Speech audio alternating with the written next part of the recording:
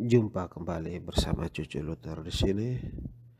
Semoga kasih karunia Tuhan selalu menyertai kita semua.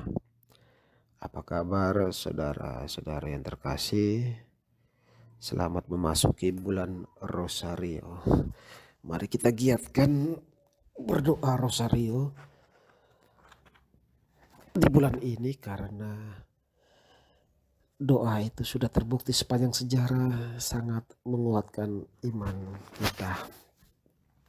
Tapi pada kali ini kita tidak akan berbicara mengenai doa Rosario, melainkan kita akan melanjutkan seri pengajaran Permata Iman Katolik yang Cucu ambil dari buku berjudul Permata Iman Katolik yang dikarang oleh Bapak Seto Marsuno dan diterbitkan oleh Lembaga Biblika Indonesia. Nah, pada dua video Cucu sebelumnya, yakni di mana Cucu melakukan live, kita sudah membahas tentang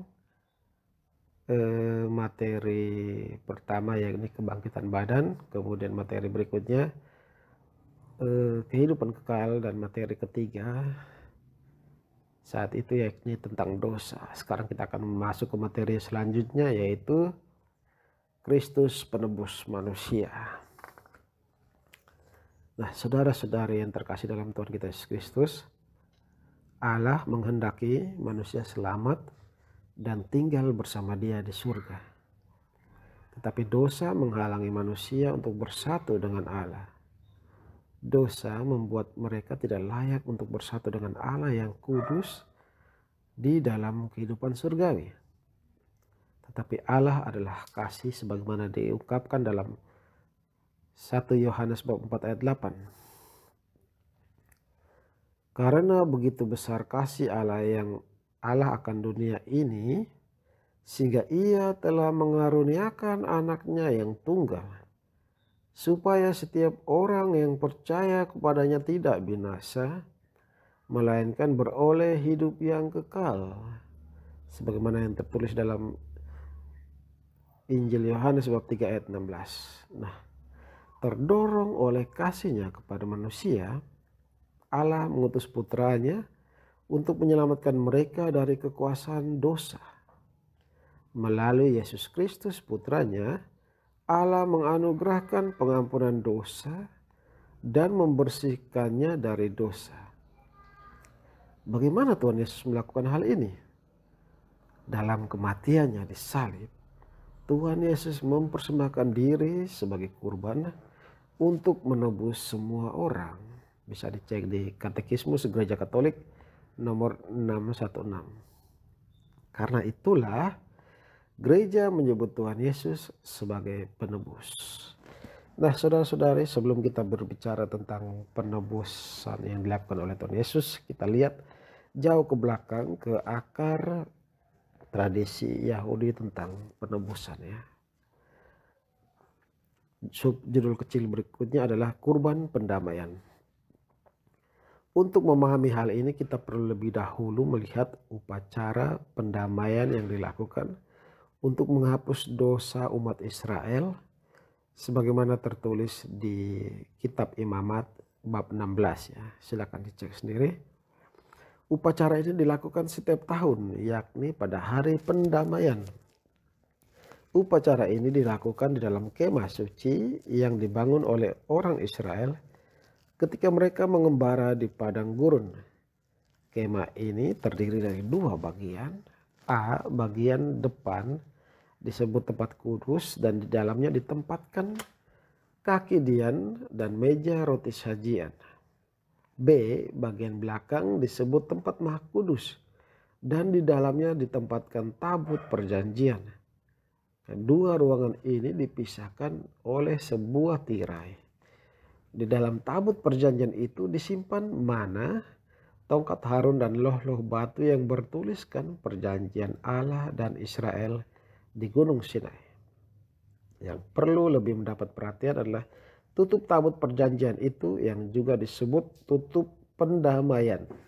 Di atas tutup ini terdapat dua kerub yang menaunginya. Dan di antara kedua kerub ini, maksudnya patung malaikat, ya, Allah berkenan hadir dan menjumpai orang Israel. Silakan dicek di Kitab Keluaran bab 25 ayat 22 dan Kitab Bilangan bab 7 ayat 89. Nah, dalam upacara pendamaian beberapa binatang dipersembahkan sebagai kurban untuk menghapus dosa para imam dan dosa seluruh umat, yakni lembu jantan dan domba jantan untuk dosa para imam, serta 2 ekor kambing jantan dan seekor domba jantan untuk dosa umat. Imam besar masuk ke dalam tempat maha kudus itu dengan membawa darah binatang kurban, lembu dan kambing, lalu memercikannya pada tutup pendamaian. Lalu domba itu disembelih dan dibakar di atas mezbah sebagai kurban persembahan kepada Allah.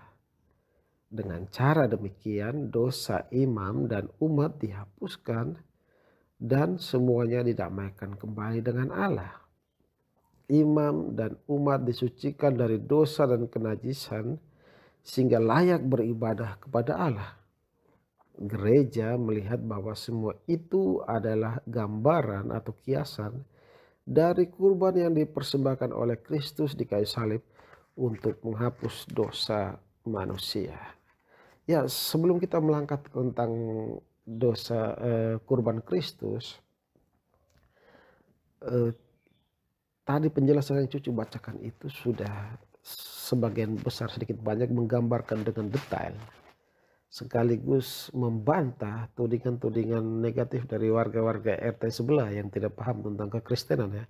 Mereka mengolok-olok kita dengan mengatakan bahwa Tuhan kok mati, Tuhan kok lemah, mati di kayu salib segala macam.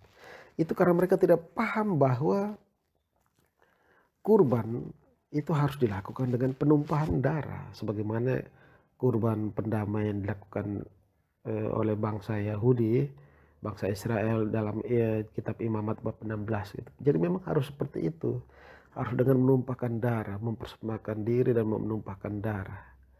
Itulah yang menyucikan kita semua saudara-saudara. Baik, kita lanjut ya. Kurban Kristus judulnya ya. Oleh para pengikutnya, Kristus dipandang sebagai imam besar yang jauh lebih unggul daripada imam besar perjanjian lama.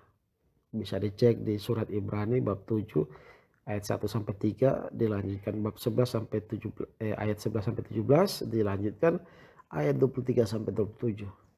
Setiap tahun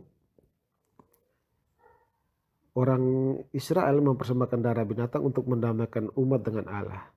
Darah binatang yang dicurahkan itu membuat orang Israel, termasuk imam besar sendiri, terbebas dari segala kenajisan. Nah, bagi orang yang percaya kepada Kristus, kematian Tuhan Yesus di kayu salib bukanlah kematian manusia biasa dan tidak terjadi secara kebetulan. Kematiannya membawa dampak bagi keselamatan manusia. Karena di kayu salib Kristus bertindak sebagai imam besar yang mempersembahkan dirinya sendiri sebagai kurban untuk menghapus dosa manusia. Hanya satu kali Kristus menyampaikan persembahan kepada Bapa, dan yang dipersembahkan bukanlah darah binatang melainkan darahnya sendiri. Bisa dicek di surat Ibrani bab 9 ayat 13 sampai 14, dilanjutkan ayat 25 sampai 28. Nah, saudara-saudari yang terkasih dalam Tuhan kita Yesus Kristus, dalam kurban pendamaian, darah binatang, entah kambing entah lembu, menguduskan umat dari segala kenajisan. Berkat darah binatang itu mereka disucikan sehingga mereka layak menghadap Allah dalam ibadah. Kalau darah binatang saja dapat membersihkan manusia dari kenajisan, apalagi darah Kristus yang tidak pernah berdosa. Darah Kristus mempunyai dampak yang jauh lebih hebat, bahkan tidak dapat dibandingkan dengan dampak yang dihasilkan oleh darah binatang kurban. Seperti binatang yang dikurbankan sebagai kurban penghapus dosa, demikianlah kematian Kristus di kayu salib menghapuskan dosa manusia dan darahnya menyucikan mereka. Sebagaimana tertulis di Injil Matius bab 26 ayat 28. Nah, Kita yang percaya kepada Kristus mengakui bahwa kita telah berdosa. Namun di dalam Kristus dan oleh darahnya kita beroleh penebusan, yaitu pengampunan dosa menurut kekayaan karunia-Nya. Silakan dicek di surat Efesus bab 1 ayat 7. Kalau Allah mengampuni dosa-dosa kita, itu tidak berarti bahwa Dia menganggap dosa-dosa kita itu tidak ada. Tapi Ia membebaskan kita dari hukuman yang seharusnya kita tanggung. Kita perlu mengingat kembali bahwa upah dosa adalah maut, sebagaimana tertulis dalam surat Roma bab 6 ayat 23. Orang yang telah dikuasai oleh dosa itu tidak layak untuk tinggal bersama dengan Allah di surga. Kurban Kristus di kayu salib telah mendatangkan pengampunan dan membebaskan kita dari hukuman yang seharusnya kita tanggung. Karena itulah Allah memandang kita layak untuk tinggal bersama Dia dalam kehidupan kekal. Ya, saudara-saudari yang terkasih dalam Tuhan Kristus, itu adalah sejumlah penjelasan tentang materi mengenai Kristus adalah penebus manusia, ya. Jadi diharapkan setelah mendengarkan materi ini kita bisa semakin memahami tentang tujuan kedatangan Tuhan Yesus untuk mengorbankan dirinya untuk menebus kita, sebagaimana sesuai dengan tradisi Yahudi, di mana pengorbanan untuk penyucian atau penebusan itu dilakukan dengan cara menumpahkan darah. Kita akan masuk ke bab berikutnya, tahapan berikutnya, yaitu Kristus Juru Selamat, ya. Tapi itu akan Cucu beberkan dalam video selanjutnya. Semoga video kali ini bermanfaat buat kita, dan jangan lupa untuk like video ini, berikan komentar saudara-saudara yang terkasih, serta jangan lupa untuk share ke sanak keluarga, kenalan, teman, atau siapapun, sehingga semakin banyak orang yang mungkin bisa mendapatkan sesuatu pengetahuan iman yang baru melalui video ini. Terima kasih. Cucu pamit undur diri. Sampai jumpa. Semangat selalu. Semoga kasih karunia Tuhan selalu menaungi kita.